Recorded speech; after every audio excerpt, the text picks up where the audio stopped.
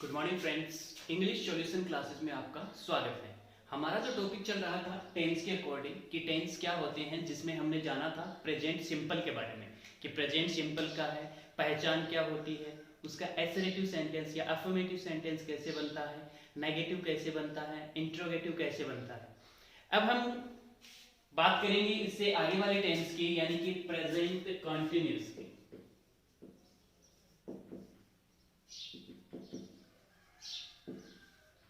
Present continuous की, जैसा कि इस टेंस के नाम से ही पता चल रहा है, कॉन्टिन्यूस। कॉन्टिन्यूस जो कीवर्ड बना है कॉन्टिन्यूस से, कॉन्टिन्यू जिसका मतलब होता है लगातार, लगातार। और प्रेजेंट, प्रेजेंट का मतलब होता है वर्तमान।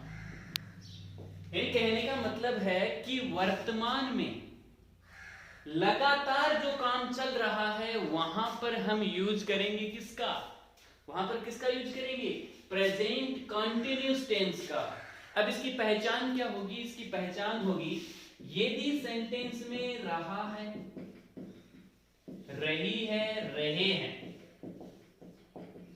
आदि शब्द आते हो तो वह जो सेंटेंस होगा वह किसका होगा, प्रेजेंट कॉन्टिन्यूस का होगा। यानी कि वह काम है वर्तमान में, जैसे कि मैं खेल रहा हूं, मैं खाना खा रहा हूं, मैं पुस्तक पढ़ रहा हूं, मैं लेटर लिख रहा हूं। मतलब कि मैं ये काम है वो वर्तमान में कर रहा हूं।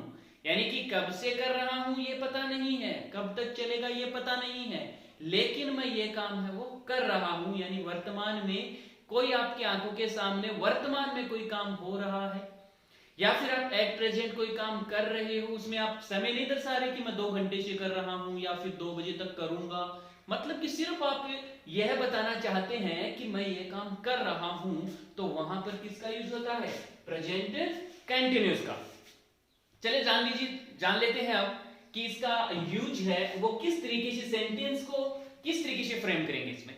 तो वही है तरीका, सबसे पहले क्या लिखेंगे, सब्जेक्ट। मैं बात कर रहा हूं सबसे पहले सेंटेंस की, यानी कि अफर्मेटिव की। कौन से सेंटेंस की, अफर्मेटिव की, कि अफर्मेटिव सेंटेंस इसमें कैसे बनाएंगे। वही तरीका है सर, सब्जेक्ट लिखेंगे, उसके बाद में अब देखिएगा, कल मैंने एक बात बताई थी कि सिर्फ प्रेजेंट सिंपल और पास्ट सिंपल दो ऐसे टेंस होते हैं, प्रेजेंट सिंपल, पास्ट सिंपल, दो ऐसे टेंस होते हैं जिनमें अफर्मेटिव सेंटेंस बनाते समय हेल्पिंग वर्ब यानी कि ऑक्सिलरी जो वर्ब होती हैं उनका यूज नहीं होता। तो प्रेजेंट कंटिन्यूस में इसका यूज होगा, और वह जो ऑक्सिलरी यानी हेल्पिंग वर्ब है वो क्या होंगी, इज, एम, आर। उसके बाद में हम लगाएंगे वी फॉर, यानी कि वर्ब की आईएनजी फॉर्म, और फिर इसमें रख देंगे ऑब्जेक्ट।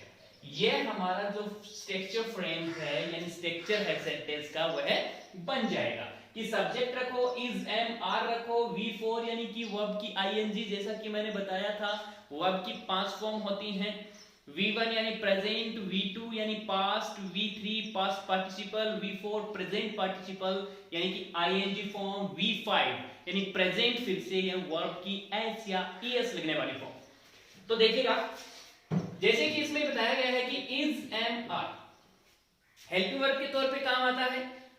अब सर प्रेजेंट सिंपल में तो सिर्फ 2 थी, डू या डज। प्रेजेंट सिंपल में 2 थी, डू या डज, तो हमें पता चल गया सर कि प्लूरल के साथ में डू लगाना है और सिंगुलर के साथ में डज लगाना है। अब सर प्रॉब्लम है कि यहां पर तो 3 आ रही हैं, अब इनको कैसे करें, देखिएगा इनको कैसे करेंगे, वही है यदि आपका सब्जेक्ट है वो सिंगुलर है तो वही बात है कि आप इज लगा दो, सब्जेक्ट आपका प्लूरल है तो वही है कि आर लगा दो। अब रही बात कि सर एम कहां आएगा, यदि आपके सब्जेक्ट के तौर पर आई लगा हुआ है यानी कि कोई आई नाम का प्रोनाउन आ रहा है तो वहां पर क्या लगा दो, एम लगा दो, वहां पर क्या लगा दो, एम लगा दो। अब हम जान लेते हैं सिंगुलर सब्जेक्ट कौन कौन से होते हैं। Singular subject he, she, it या personal noun, plural they, we,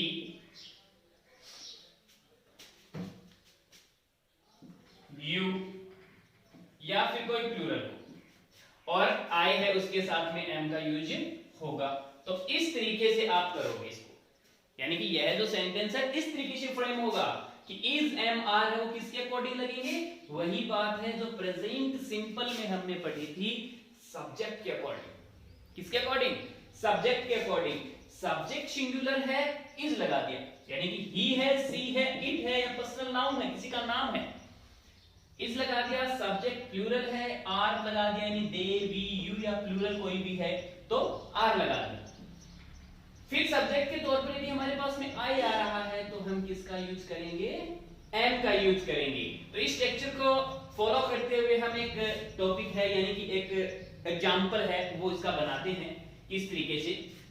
आप साथ साथ में इसको नोट करते रहें ताकि आपके जहन में रहे। सिर्फ वीडियो देखने से ही आप इसको नहीं सीख पाएंगे। कॉपी पेन लें अपना, साथ में इसको राइट डाउन करते रहें, पॉज कर लें वीडियो को, राइट डाउन करें, उसके बाद में आगे चलें ताकि आपको समझ में आता रहे। सिर्फ वीडियो देख लोगे आप और वीडियो देख करके आप यदि ये जानना चाहोगे कि मैं सीख जाऊंगा, कुछ हद तक पॉसिबल है लेकिन लॉन्ग टाइम तक नहीं रहेगा वो, यानी कि आपकी मेमोरी में लॉन्ग टाइम तक वो नहीं रहेगा। तो इसके लिए राइट डाउन करते रहे। अब देखिएगा एग्जांपल इसके तौर पर देखते हैं। जैसे मैं बोलता हूं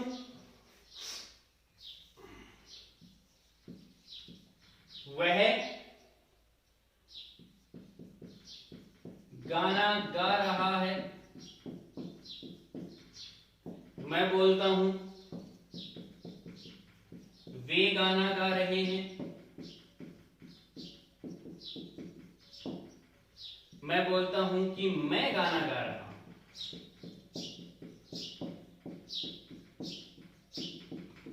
मैं गाना गा रहा हूं। अब देखिएगा काम तीनों का एक ही हो रहा है, गाना गाने का, यानी कि हमारा मतलब काम एक ही हो रहा है। काम, काम मतलब क्रिया, क्रिया मतलब वर्ब एक ही है, यानी किसका, गाने को। गाने को क्या बोलते हैं सर, सिंग बोलते हैं गाने को।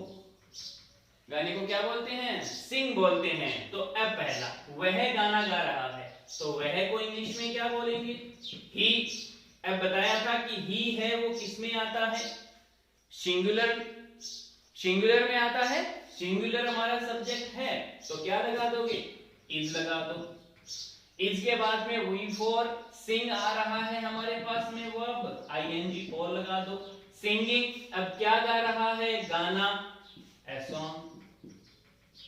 बढ़िया ना, he is singing a song. इसी तरीके से वो वे गाना गा रहे हैं, वे यानी कि प्लूरल हैं, दे हैं, दे है, दे के साथ में क्या लगेगा, आर लगा दो, सिंगिंग ए सॉन्ग। मैं गाना गा रहा हूं, आई आ रहा है, बताया था आई के साथ में एम लगता है, सिंगिंग ए सॉन्ग आ जाएगा। इस तरीके से यह सेंटेंस है वो पूरा हो गया आपका। एक छोटी सी बात बताना चाहूंगा, आई जो है वह प्लूरल में काउंट होता है, ये याद रखना। सब्जेक्ट के तौर पर प्लूरल में काउंट होता है आई, लेकिन आई यदि पास्ट कंटिन्यूस में हो तो वह सिंगुलर के तौर पे काम होगा। आई यदि पास्ट कंटिन्यूस में हो तो वह सिंगुलर के तौर पर काम होगा, यानी इसके साथ में हेल्पिंग वर्ब है वो सिंगुलर की लगेगी। ये अपवाद है कि मतलब क्या है, वैसे तो प्लूरल में काउंट होता है लेकिन सिर्फ पास्ट कंटिन्यूस में कौन से में, सिंगुलर में काउंट होगा। ये याद रखना, आगे जब हम करेंगे तो इसको जहन में रखना, बात को ध्यान में रखना। तो इस तरीके से हम इसका अफर्मेटिव सेंटेंस बना लेंगे कि समझ में आया कि किस प्रकार से हम सब्जेक्ट रखेंगे, हेल्पिंग वर्ब रखेंगे, वी आईएनजी यानी वी फॉर रखेंगे और ऑब्जेक्ट रखेंगे और हमारा जो सेंटेंस है वो कंप्लीट हो जाएगा। अब इसके बाद में देखिएगा हम बात करते हैं इसके ही अगले चैप्टर की, नेगेटिव की।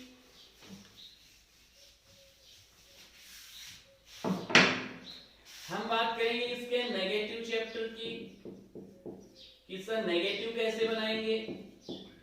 सबसे पहले तो मैं बताना चाहूंगा कि नेगेटिव होता क्या है। नेगेटिव होता है नकारात्मक।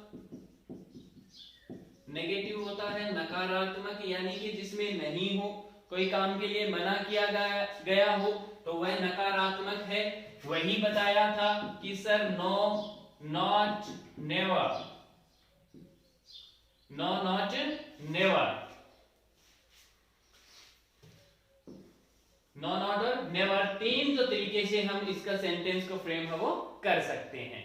जैसा कि पहले भी बताया था कि इसमें वही है, नॉट हम लगाते हैं तो कौन से नंबर पे आएगा, तीसरे नंबर पर, और तीसरे नंबर के लिए हम किसका यूज करेंगे, हेल्पिंग वर्ब का। और जिसमें इस प्रकार के सेंटेंस में ऑलरेडी हेल्पिंग वर्ब का यूज है वो होता है। तो देखिएगा, सब्जेक्ट डाल दिया प्लस हेल्पिंग वर्ब लिख दो, यानी हेल्पिंग वर्ब के तौर पर इज, एम, आर। चलो मैं लिख देता हूं, इज, एम, आर लगा दिया सर। नेगेटिव है तो तीसरे नंबर पे हमारा क्या आएगा, नॉट आएगा। वर्ब की फॉर यानी कि आईएनजी फॉर्म लगा दो और ऑब्जेक्ट रख दो। हमारा जो स्ट्रक्चर है वो कंप्लीट है, सेंटेंस है वो कंप्लीट हो जाएगा। किस तरीके से, जैसे कि राधा चाय नहीं बना रही है, राधा चाय नहीं बना रही है, यानी कि इसमें क्या आ रहा है, नहीं आ रहा है। लास्ट में रही है आ रहा है, तो रही है आ रहा है प्रेजेंट कंटीन्यूअस। नॉट यानी नहीं आ रहा है, नेगेटिव स्ट्रक्चर हमारा फॉलो करना है, subject plus is, am, are plus not plus before plus object का। तो राधा क्या है, किसी का नाम है, सब्जेक्ट है तो हमने लिख दी राधा। पर्सनल नाउन है, बताया था सिंगुलर में काउंट होता है, तो किसका यूज होगा, इज का। राधा इज, नॉट लगा दिया, वी फॉर चाय नहीं बना रही है, चाय बनाने को मेक भी बोलते हैं, प्रिपेयर भी बोलते हैं, दोनों ही तरीका सही है। मेकिंग टी लिख दो, प्रिपेयरिंग टी लिख दो, कोई अंतर नहीं है। राधा इज नॉट प्रिपेयरिंग, क्या नहीं बना रही, टी यानी चाय नहीं बना रही है। तो इस तरीके से ये हो गया। इसी का दूसरा एग्जांपल हम ले लेते हैं।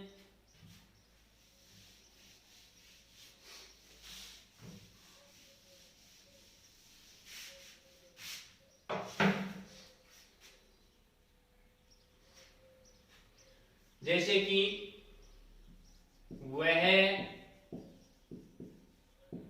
नमाज नहीं पढ़ रहा है। अब देखिएगा, वह नमाज नहीं पढ़ रहा है, वह यानी कि ही आ गया, क्या लगाएंगे, इज लगाएंगे, तीसरे नंबर पे क्या रखेंगे, नॉट रख देंगे। अब देखिएगा, नमाज पढ़ने को इंग्लिश में क्या बोलते हैं, पूजा करना, नमाज पढ़ना। पूजा करना इंग्लिश में होता है वर्शिप। नमाज पढ़ने को इंग्लिश में बोलते हैं ऑफर नमाज, यानी कि नमाज पढ़ना। ऑफर नमाज, नमाज पढ़ना। तो वह नमाज नहीं पढ़ रहा है, तो ऑफरिंग नमाज। He is not offering नमाज, वह नमाज नहीं पढ़ रहा है। चलिए एक दो एग्जाम्पल और कर लेते हैं इसके।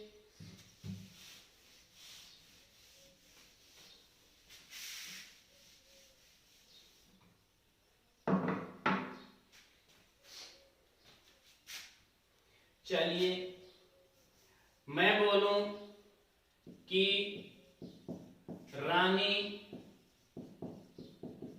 माला नहीं जप रही है, रानी माला नहीं जप रही है, तो रानी सिंगुलर है अपना, रानी सिंगुलर है, क्या आ जाएगा, इज आ जाएगा। रानी इज तीसरे नंबर पे नहीं आ रहा है तो नॉट लगा दो। रानी इज नॉट। माला जपना, माला जपना क्या होता है, माला जपना इंग्लिश में बोलते हैं telling the beads, sorry telling the beads. माला जपना टेलिंग द बीट्स होता है। ये एग्जाम्पल आपको 12th क्लास की बुक में फर्स्ट या सेकेंड लेसन में आपको ये अवश्य मिलेगा, ये वर्ड टेलिंग द बीट्स। देखिएगा, Rani is not telling the beads, Rani is not telling the beads. तो ये हमारा था नेगेटिव। तो किस प्रकार से किया हमने, नेगेटिव सेंटेंस के लिए पहले हमने क्या रखा, सब्जेक्ट रखा है, हेल्पिंग वर्ब के तौर पर इज एमआर को रखा है, नॉट लगाया, V4 यानी वर्ब की आईएनजी फॉर्म लगाई और द बीट्स, और हमने आगे का ऑब्जेक्ट है वो रख दिया। अब चलिए हम बात करते हैं इसी के तीसरे चैप्टर की।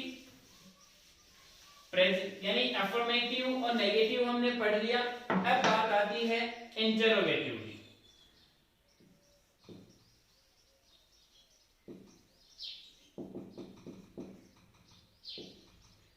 इंटेरोगेटिव देखिएगा, इंटेरोगेटिव क्या होता है, प्रश्नवाचक। क्या होता है, प्रश्नवाचक। कभी कभी सीरियल में, मूवी में दिखाते हैं कि पुलिस वाले किसी को इंटेरोगेशन रूम में लेके जाते हैं, इंटेरोगेशन के लिए लेके जाते हैं, तो वह इंटेरोगेशन क्या होता है, इंटेरोगेटिव क्या है, इंटेरोगेटिव है प्रश्नवाचक, इंटेरोगेशन है कि मतलब पूछताछ, इंटेरोगेशन के लिए ले जाते हैं यानी पूछताछ के लिए, कुछ पूछने के लिए, पर्सन पूछने के लिए उसको ले जाते हैं। तो यह सेंटेंस किससे बना है, इंटेरोगेटिव। तो इंटेरोगेटिव यानी प्रश्नवाचक। अब बात आती है सर, प्रश्नवाचक कितने प्रकार के हो सकते हैं, यानी किस किस से इंग्लिश में स्टार्ट हो सकते हैं। कल हमने पढ़ा था कि प्रश्नवाचक है वो हेल्पिंग वर्ब से स्टार्ट हो सकते हैं, WH वर्ड से स्टार्ट हो सकते हैं, दोनों से स्टार्ट हो सकते हैं, हेल्पिंग वर्ब और WH वर्ड से। वही फार्मूला रहेगा, WH वर्ड लगाओगे, हेल्पिंग वर्ब लगाओगे, हेल्पिंग वर्ब अवश्य लगाओगे। और प्रश्नवाचक बनाने के लिए हमें क्या करना होता है, हेल्पिंग वर्ब को पहले रख दो, उसके बाद में क्या लगाओगे, सब्जेक्ट लगा दो, फिर वही है V4 यानी कि ING और फिर ऑब्जेक्ट रख दो।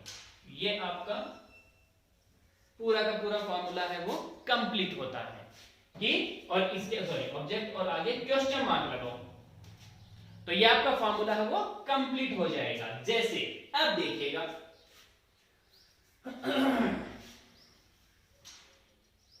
मैं बोलता हूं क्या वे नहीं जा रहे, सॉरी क्या वे जा रहे हैं,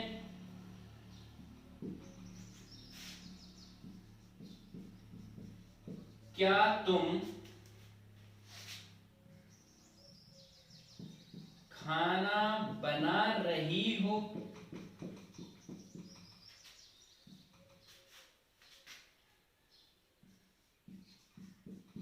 क्या राम पौधों को पानी दे रहा है, क्या राम पौधों को पानी दे रहा है। तो ये देख लीजिएगा तीनों, क्या वे जा रहे हैं तो क्या पहले आ रहा है, तीनों में ही तो जाहिर है हेल्पिंग वर्ब से स्टार्ट होगा, तो क्या आ रहा है, वे यानी सब्जेक्ट क्या है, प्लूरल है, तो हमारी इसमें क्या आ जाएगा, आर आ जाएगा, प्लूरल है ना, दे, तो आर का यूज होता है, आर दे, वर्ब क्या है, जा रही हैं, गो, ING लग गया, क्या बन गया, गोइंग, आर दे गोइंग। दूसरा है क्या तुम खाना बना रही हो, तो वही बात है, यू आ रहा है तो वही है आर यू, खाना बनाना, कुकिंग, क्या बना रही है, फूड आ गया। क्या राम पौधों को पानी दे रहा है, अब राम आ रहा है, राम क्या है, सिंगुलर है, राम क्या है, सिंगुलर है। अब राम सिंगुलर है तो यहां पर क्या आ जाएगा, इज आ गया। राम पौधों को पानी देने को मैंने कल बताया था, वाटरिंग, यानी वाटर मतलब पानी भी होता है, वाटर पौधों को पानी देना भी होता है, तो वाटरिंग द प्लांट्स। इस तरीके से हमने इंटेरोगेटिव कर लिया, नेगेटिव कर लिया और अफर्मेटिव कर लिया। यानी कि हमारा जो प्रेजेंट कंटिन्यूस है उसका जो एग्जाम्पल है, यानी कि पूरे तीनों जो स्ट्रक्चर हैं वह कंप्लीट हो गए। अब देखिएगा हम इसके तीनों के एक एग्जाम्पल, दो एग्जाम्पल है वो करते हैं।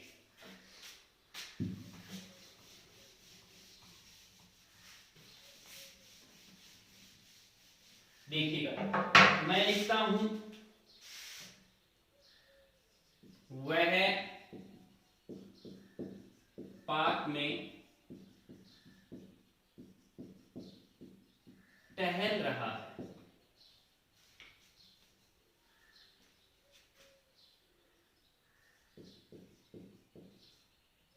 रोहन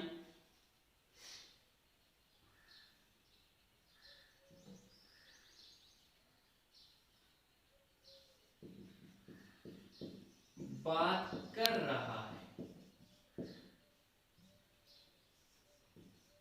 वे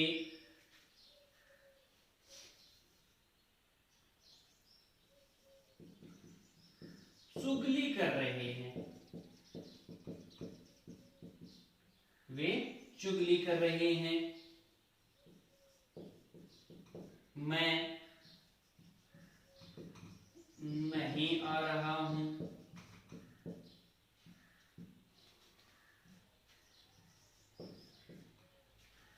वे नहीं खेल रहे हैं।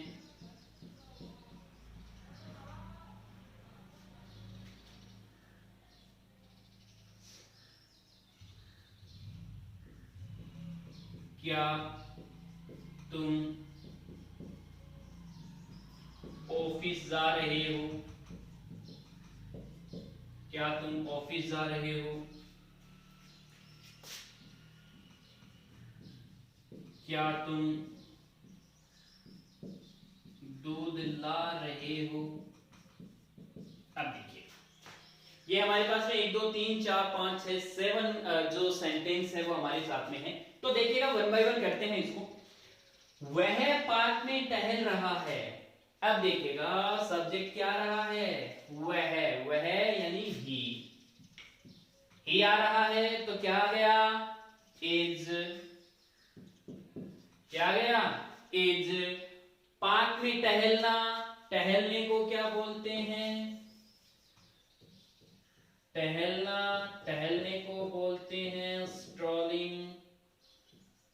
क्या बोलते हैं, स्ट्रॉलिंग, यानी कि स्ट्रॉल टहलना, स्ट्रॉलिंग टहल रहा है, यानी कि ही इज स्ट्रॉलिंग,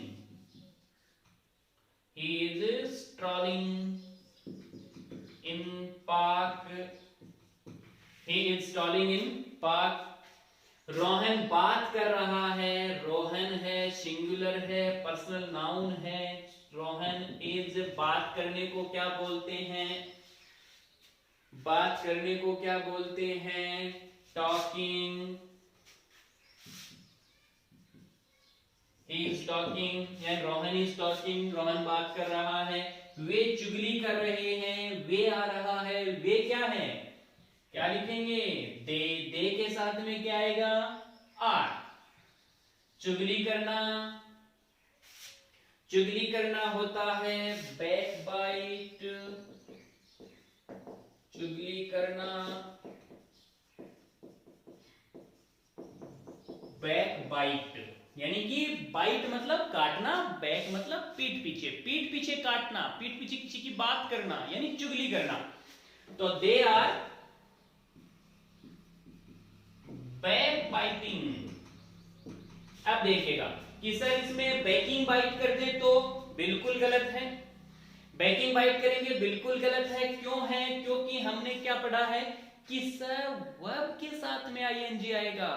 तो बैक, बैक मतलब पीछे, तो बैक कोई नाउन नहीं, सॉरी वर्ब नहीं है। बाइट मतलब काटना, काटना क्या है? वर्ब है। तो हमने क्या लिखा? Back biting. मैं नहीं आ रहा हूं, मैं आ गया, मैं आ गया, मैं क्या लिख दूंगा? आई। आई के साथ में क्या लगाऊंगा? एम। नहीं आ रहा है, तीसरे नंबर पर क्या रख दूंगा? नॉट। कम का क्या लगा दिया मैंने? आईएनजी लगा दिया। सर क्या बन गया? कमिंग। वे नहीं खेल रहे हैं, वे यानी कि दे, दे आ गया। सर दे आ गया तो क्या लगाऊंगा? हेल्पिंग वर्ब आर लगाऊंगा। नहीं भी आ रहा है सर तो तीसरे नंबर पर नॉट रख दूंगा। वर्ब क्या है? खेलना। खेलने को क्या बोलते हैं? प्ले। आईएनजी लगा दिया, क्या बन गया? प्लेइंग। तो दे आर नॉट प्लेइंग। क्या तुम ऑफिस जा रहे हो? क्या तुम ऑफिस जा रहे हो? क्वेश्चन मार्क है, तुम आ रहा है। सेंटेंस किससे स्टार्ट होगा? आर से, क्योंकि यू क्या है? प्लूरल है। तो are you going to office?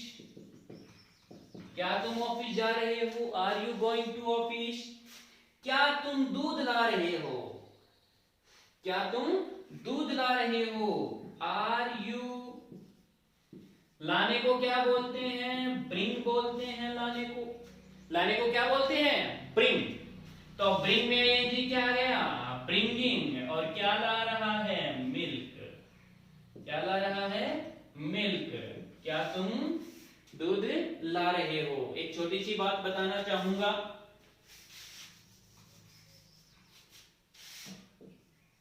Bring और FETCH, फेच, ब्रिंग और फेच दो वर्ड हैं जिन दोनों का ही मतलब क्या होता है?